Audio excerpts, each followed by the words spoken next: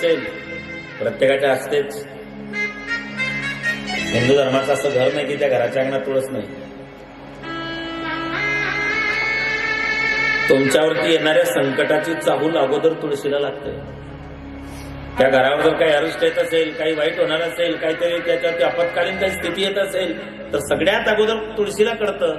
आणि म्हणून दारातली तुळशी अचानक काही ठिक्कर पडते, जळून जाते. हे काहीतरी अरिष्टाचे संकेत असतात. एक तर नुकसान होईल, आर्थिक नुकसान होईल, मानसिक ताण वाढेल, शारीरिक व्याधी वाढेल. या सगळ्यांची जी सुरुवात आहे ती तुळशी अंगणामध्ये त्या ठिकाणी संकेत देत असते. तुळशीचं रोपटं लावलं, जळून जायचं. गोठ्यात काय, तिला वासरू नाही आणि या ब्राह्मणाला मुलगा नाही.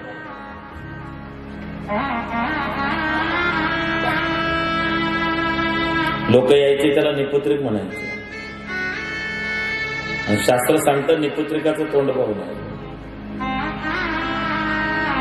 निपुत्रिक कोणाला म्हणतात ते ऐकून घ्या. ज्याला मुलबाळ होत नाही त्याला निपुत्रिक म्हणत नाहीत.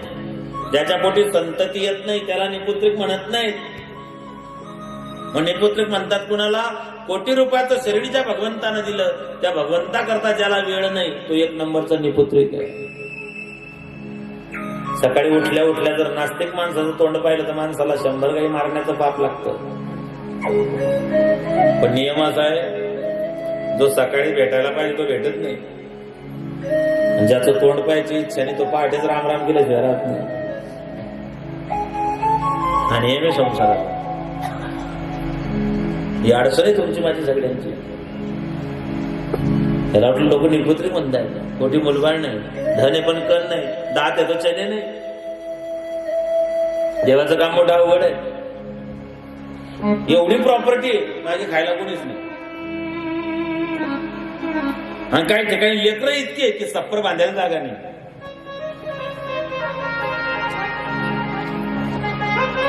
यांनी विचार केला, अरे लोक निपुत्री म्हणतात, जगण्यात काय अर्थ आहे? म्हणून हा आत्महत्या करण्यासाठी अरण्यात निघून गेला. दिग्जीवितम प्रजा विना, दिग्ग्रहम च प्रजा विना, दिग्धनम चापत्य, दिक्कुलम संतती विना. काय जगून अर्थ आहे? जंगलामध्ये गेला, आत्महत्येचा विचार दृढ झाला होता. तुंगभद्रा नदीमध्ये उडी मारायचा जीव द्यायचा, पण समोर त्याने एक यती पाहिला, एक संन्यासी पाहिला, एक महात्मा पाहिला. दर्शने प्रशस्ती पुण्य पुरुषा. तो गेला चरणावरती नतमस्तक झाला. याने विचारलं, कथम रोदिसी विप्रम त्वम का चिंतावली असी वदंत सत्वरम हि स्वस्य दुःखस्य कारण. हे भूदेव, हे ब्राह्मण देवता, चेहऱ्यावरती चिंता आहे तुमच्या, काय टेन्शन, काय परेशानी? त्या सांगितलं, काय सांगू महाराज, लग्नाला एवढे दिवस झाले, कोटी मुलबाळ नाही, माझे पूर्वज तृप्त आहेत, गोठ्यात गायकीला वासरू नाही, तुळशी जगत नाही.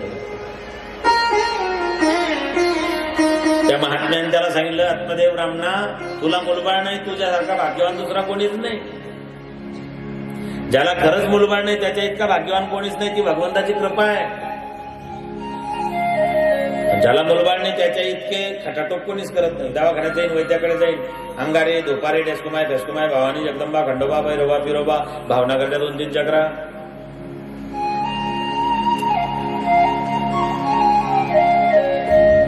ज्याला मुलबाळ नाही त्याच्यासारखा भाग्यवान कोणीच नाही. त्याचे कारण सांगतो. मुलगा झालाच नाही तर माणूस 2-3 वर्ष रडतो. मुलगा झालाच नाही माणूस 2-3 वर्ष रडतो.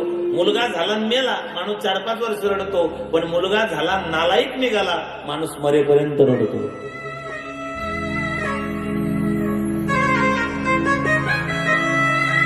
इथे या मताचा माणूस आहे, मुलबाळ नाही, मी नाही, भागवतकार सांगताय, त्याच्यासारखा भाग्यवान दुसरा कोणी नाही.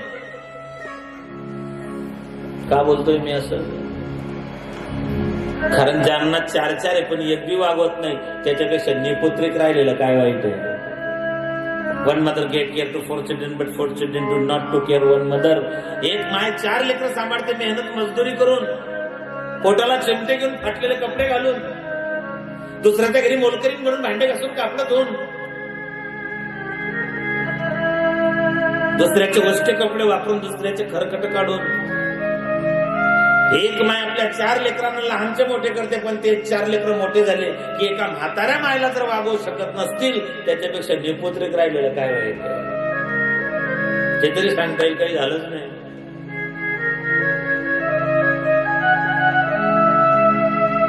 सद्यस्थितीमध्ये आईवडिलांचे जेवढे हाल आहेत तेवढे कोणत्याच युगात मायबापांचे हाल झाले नाही.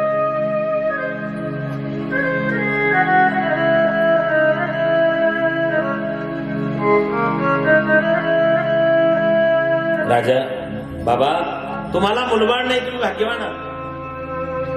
यांनी सांगितलं, महाराज तुमच्या लोकांची हेच अडचण आहे.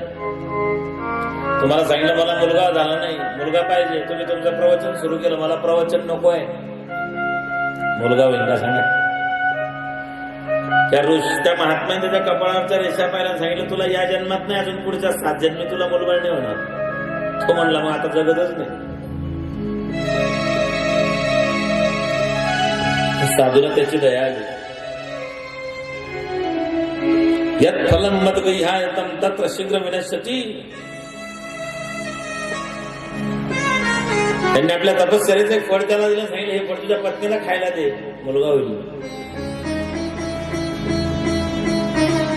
आत्मदेव ते फळ घेऊन घरी आलं, बायकोला दिलं, म्हणले फळ खा तुला मुलगा होईल. तिने एकदम काही ते फळ खाल्लं. माऊल्यांचा काही एकदम भरोसा कोणत्याच गोष्टीवर बसत नाही.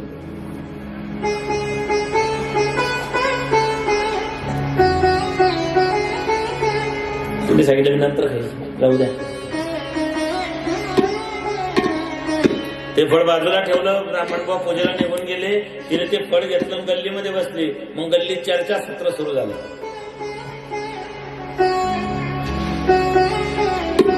हिने सांगितलं माझ्या नवऱ्याने फळ आणलं, म्हणले खान तुला मुलगा होईल. बाकीच्या म्हणले तुझं डोकं फिरलं का? तुला मुलबाळ होत नाही, तुझ्या नवऱ्याने कुठेतरी मंत्रून फळ आणलं, हे फळ तू खाशील, तू मरशील आणि तो दुसरं लग्न करायला मोकळा होईल. लोकांनी कधी चांगले सल्ले दिले हो.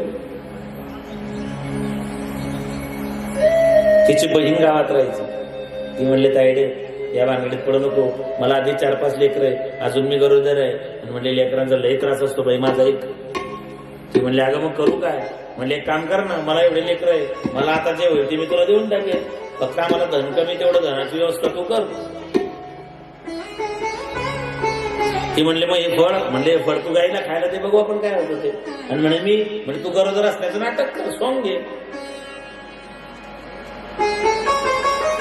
तिने ते फळ गायला खायला दिलं, स्वतः गरोदर असल्याचं नाटक केलं. तिथून 9 महिने 9 दिवस पूर्णत्वाने बहिणीला मुलगा झाला. तिला गपचीप आणून दिला. हिने आपल्या नवऱ्याला सांगितलं मला मुलगा झाला, पण म्हणले मला दूध नाही, माझ्या बहिणीचा मुलगा झाला आणि मेला, तिच्याकडे दूध पाजायला घेऊन जा. म्हणले घेऊन जा, पण म्हणले तिला धन द्यावं लागेल. म्हणले तेही घेऊन जा, आपल्याकडे भरपूर आहे. इकडे 3 महिन्यानंतर गाईला सर्वांग सुंदर असं दिव्य बालक झालं. त्याचं सर्वांग दिव्य होतं, फक्त त्याचे कान गायीसारखे होते, म्हणून त्याचं नाव ठेवलं गोकर्ण. जो बहिणीपासून उसना आणला होता त्याचं नाव ठेवलं धुंधुंकारी. जो बहिणीपासून उसना आणला होता तो मोठं विचित्र निघला. लहानपणापासून चोऱ्या करायचा, भांडणं करायचा, दुसऱ्याच्या वस्तू चोरून आणायचा, लेकरांना मारायचा, कोणाला विहिरीत ढकलून द्यायचा, इतकं विचित्र निघलं ते.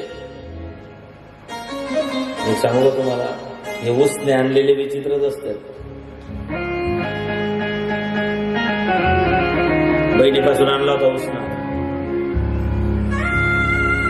झालं विचित्र निघलं.